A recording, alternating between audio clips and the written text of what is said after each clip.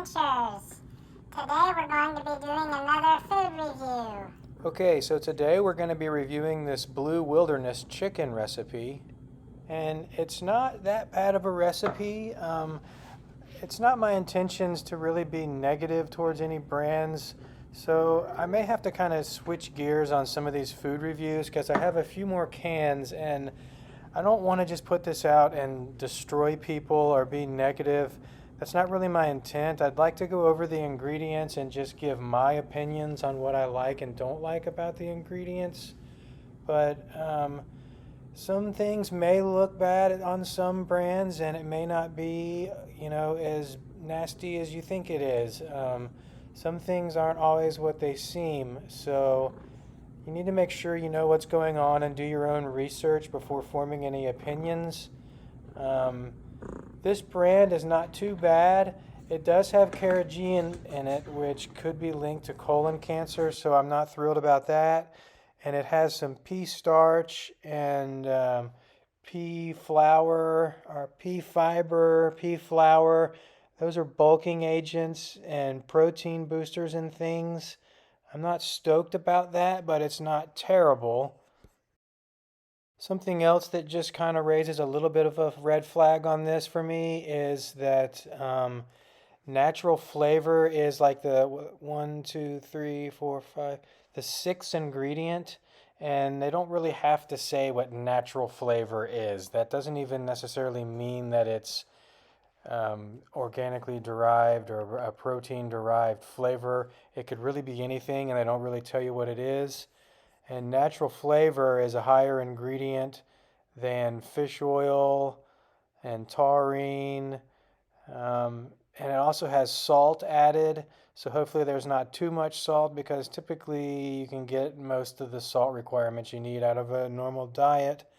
But everything else looks decent. I mean, it has potatoes.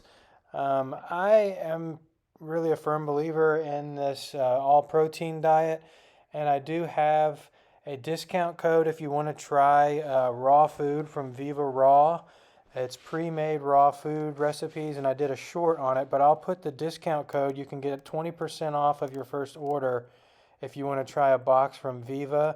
And those are protein-rich prey model meals, and they just came out with a brand new recipe for cats.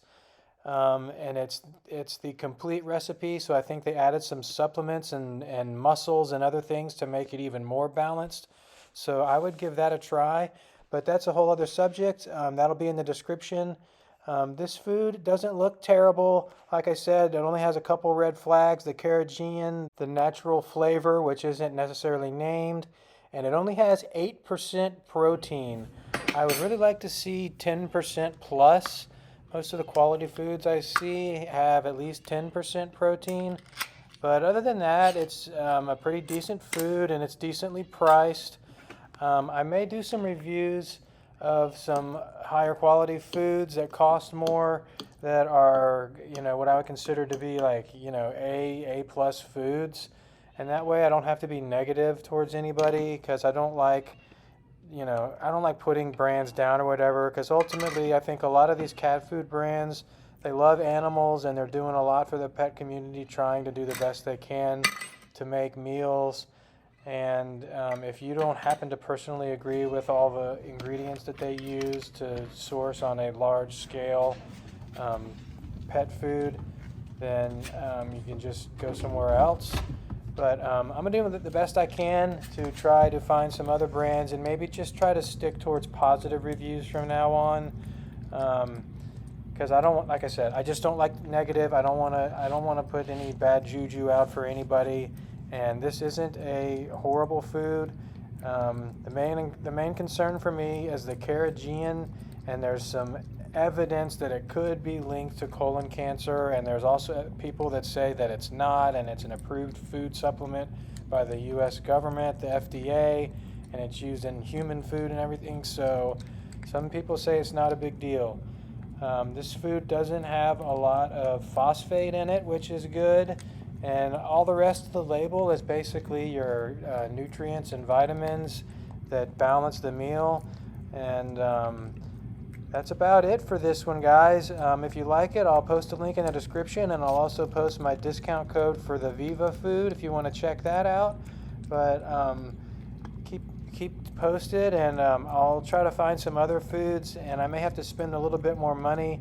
I know a lot of people aren't going to be stoked to buy really expensive cat food, but some of these brands that are like really high quality, they're up over $2, $3 a can, and you're talking it's like $55 for a case of 24, and you might use 2 a day. So I mean, you're talking $100 and something a month to feed your cat, and that may be too much for some people, because honestly, the raw food from Viva isn't even that much.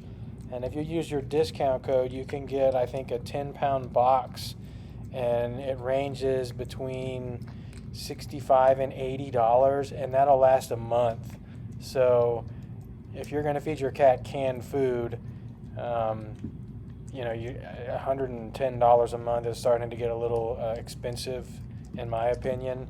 But anyways, it'd be worth talking about, and some people may want to just spend the money and do that. So I will go ahead and look for some other foods, because the last 2 foods I have, I don't know that I'm going to be particularly stoked about.